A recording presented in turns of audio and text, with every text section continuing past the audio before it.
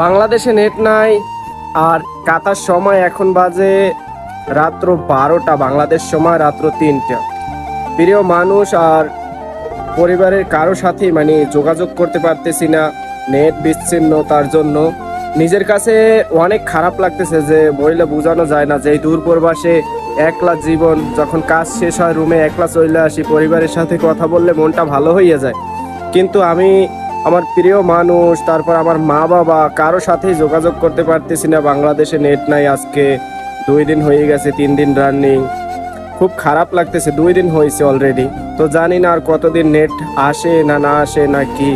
তো যাই হোক, আল্লাহ যেন সবাইকে সুস্থ সবল রাখে, ভালো রাখে।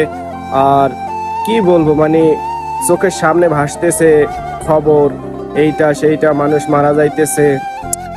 নিজের কাছে অনেক খারাপ লাগতেছে, বইলা বুঝাইতে পারবো না যে আসলে নিজের কাছে এই কাতার থাইকা, হ্যাঁ, যে পরিবারকে মিস করার যে যন্ত্রণাটা, সেইটা শুধু এই হতভাগা প্রবাসী আমি বুঝতেছি। যে মা বাবা আর প্রিয় মানুষ কারো সাথেই যোগাযোগ করতে পারতেছি না। সত্যি আজ ভীষণ একা লাগতেছে, একা।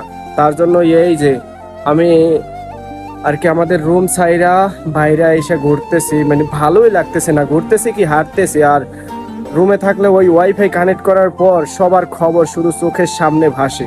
কি করবো, এই যে কষ্টটা, আমি এটা কাউকে বলতেও পারতেছি না, যে কার সাথে শেয়ার করব, যে নিজের কাছে অনেক খারাপ লাগতেছে বাংলাদেশের এই সব কাহিনী আর কি।